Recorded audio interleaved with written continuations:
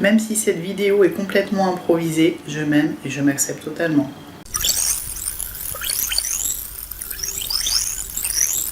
Bonjour et bienvenue dans cette nouvelle vidéo FAQ qui n'était pas au programme, c'est pas celle qui devait sortir cette semaine, mais j'ai reçu plusieurs questions suite aux 2 vidéos précédentes et aussi suite à la trilogie d'ateliers que j'ai animé sur Mission Game of Thrones. Donc si tu n'as pas pu assister à l'atelier, le replay est encore disponible, je vais te mettre le lien. Et donc les questions étaient pratico-pratiques.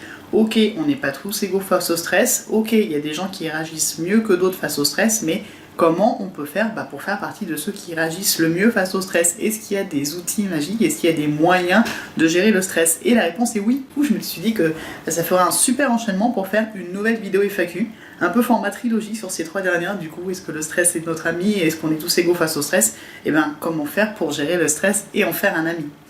Alors, je vais présenter une trilogie de techniques, je vais surtout évoquer une trilogie de techniques, sinon la vidéo va durer 1 heure, c'est pas du tout le principe de ces vidéos FAQ.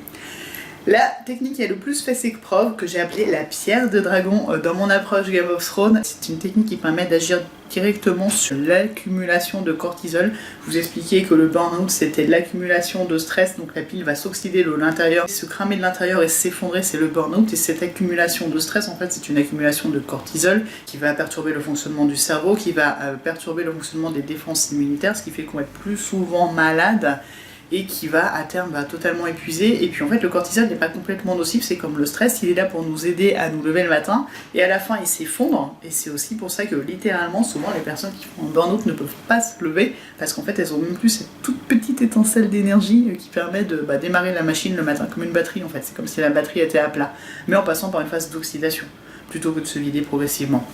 Et donc, pour lutter contre cette accumulation de cortisol, il y a une technique qui a montré des effets directs de réduction des taux de cortisol, ça s'appelle la cohérence cardiaque. En fait, la cohérence cardiaque, c'est littéralement une façon d'harmoniser le cœur et le cerveau, et d'en fait de réduire les micro-variations du cœur qu'on peut avoir face au stress. Et quand on réduit ces micro-variations, on est plus résilient, on est plus adaptatif face à une situation stressante. Et c'est très très simple la cohérence cardiaque, c'est juste une technique de respiration. Il faut penser 365, c'est-à-dire qu'on va faire 3 fois par jour 6 respirations par minute, c'est-à-dire qu'on va inspirer sur 5 secondes et expirer sur 5 secondes pendant 5 minutes. 3 fois par jour, 6 respirations par minute pendant 5 minutes, 365. Et là, on va avoir un effet sur ça va réduire le taux de cortisol, donc ça va réduire, en toute proportion gardée, s'entend bien sûr, l'accumulation de cortisol liée au stress chronique, et ça va ralentir en fait cette évolution vers le burn-out. Et surtout ça permet de gérer les micro-stress ponctuels qu'on rencontre tout au long de la journée. La cohérence cardiaque est une très bonne technique à faire avant une situation perçue comme stressante, que ce soit un examen, une prise de parole en public, une vidéo, un atelier. Moi, avant de faire des ateliers, je fais toujours un petit peu de cohérence cardiaque, et de façon générale, de façon préventive, pour devenir un vrai maître du jeu et mettre du zen dans sa vie, le faire tout simplement 3 fois 5 minutes par jour. Ça permet de complètement s'apaiser, d'être plus résilient, d'être plus adaptatif face à une situation stressante. En fait, ça permet de se mettre en mode vagal ventral. Le mode vagal ventral, c'est celui que j'évoque dans le 2e outil que j'ai présenté aujourd'hui. Alors c'est pas un outil, c'est une approche scientifique récente qui s'appelle la théorie polyvagale.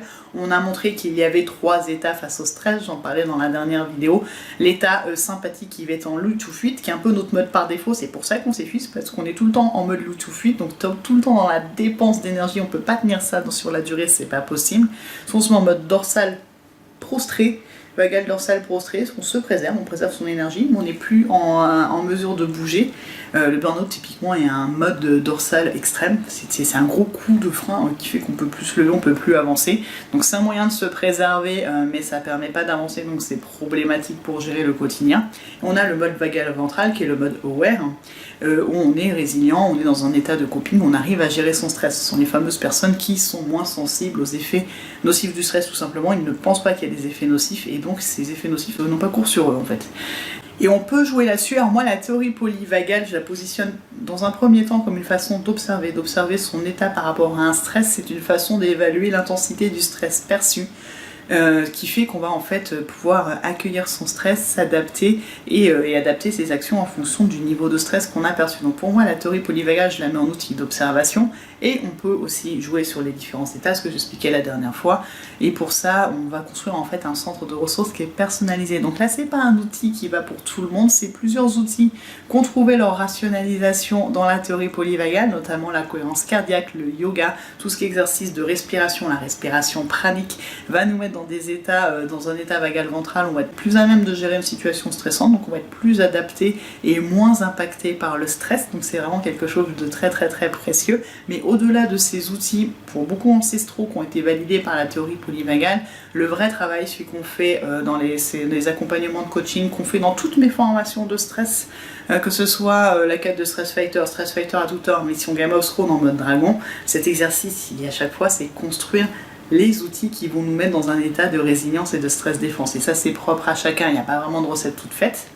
Et le troisième outil, alors le troisième outil est complètement magique, c'est ce que je faisais au début en fait en me tapotant, ça s'appelle l'EFT. What dit le coussin? L'EFT, c'est l'Emotional Freedom Technique. C'est une technique de libération de ses émotions. En fait, c'est une technique qui est dérivée de la neuroponcture et de la médecine traditionnelle chinoise. On va tapoter sur des points définis qui vont permettre en fait d'inverser le ressenti par rapport à une situation donnée. C'est le même principe que le MDR qui est pareil avec des mouvements des yeux. On va envoyer un message qui n'est pas congruent, qui n'est pas aligné à son cerveau par rapport à une situation perçue comme stressante qui soit passée, de type traumatisme, de type situation qu'on a mal vécue, ou alors une crainte sur le futur, une situation à venir, ou un ressenti, un niveau de stress perçu, un niveau d'anxiété perçu, un niveau de panique perçu sur des situations stressantes. C'est vraiment un très très vaste panel d'utilisation, de contexte d'utilisation. Ça joue aussi sur l'intensité de la douleur perçue, le FT. Et en fait, on va tapoter des petits points sur un problème donné, sur un ressenti donné. Et en mentionnant ce ressenti, ce problème, donc là je vous fais la ronde rapidement, mais je ne vais pas faire un cours de FT ici, parce que de toute façon, il y a une super nouvelle qui arrive à la fin. Et en fait, en se tapotant ces petits points-là, on va changer la perception qu'on a de la situation, du ressenti. Et c'est très très bien pour traiter un niveau de stress ressenti trop élevé. Donc la cohérence cardiaque va permettre d'anticiper le stress, de s'apaiser. Si le stress vient quand même, si l'anxiété vient quand même, on peut se tapoter pour faire baisser le niveau d'anxiété perçu, le niveau de stress perçu. Typiquement, moi je le fais quand je suis face à une araignée.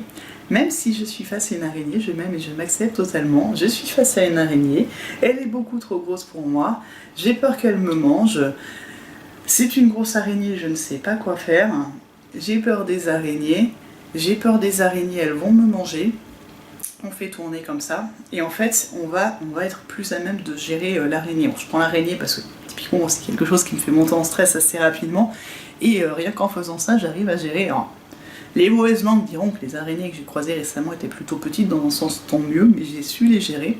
Et ça vaut pour toutes les situations stressantes. Le FT, c'est quelque chose de très très très puissant qui mériterait une vidéo complète, un article complet, qui mériterait un congrès complet. Et c'est aussi pour ça que j'ai voulu intercaler cette vidéo, c'est par rapport au planning.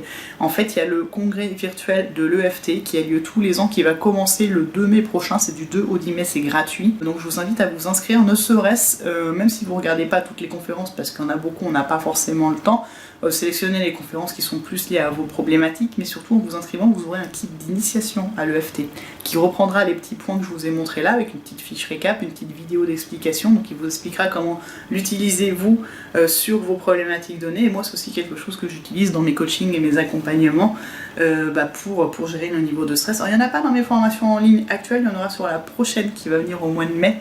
On fera aussi de l'EFT dedans, de l'EFT et de la théorie polyvagale et de la cohérence cardiaque. Il y aura tous les outils de stress défense avec la nouvelle lumière rationnelle scientifique apportée par la théorie polyvagale. Donc voilà, ces trois outils-là sont vraiment des moyens très très très précieux et très très très immédiats de gérer, en fait, de percevoir son niveau de stress, de le gérer, de l'optimiser, de réduire la sensation de stress perçu et surtout de s'adapter à son ressenti pour mieux pouvoir continuer d'avancer et ne pas forcément être figé. Donc trois outils très précieux, la cohérence cardiaque, la théorie polyvagale et l'EFT. Donc cohérence cardiaque, théorie polyvagale, j'ai des articles, je vous mettrai les liens. Et l'EFT, donc il y a le congrès qui commence, c'est du 2 au 10 mai, je vous mettrai le lien pour vous inscrire, c'est gratuit. Et bien sûr, ce sont des outils que j'utilise dans mes accompagnements et coaching, donc n'hésitez pas, si vous voulez qu'on cherche ensemble les moyens personnalisés qui vous correspondent le mieux pour gérer votre stress, c'est complètement quelque chose qu'on peut faire ensemble, avec grand plaisir. Et surtout, prenez soin de vous, et puis à la semaine prochaine pour la vidéo FAQ qui aurait dû sortir, je vous dis pas sur quel thème, surprise.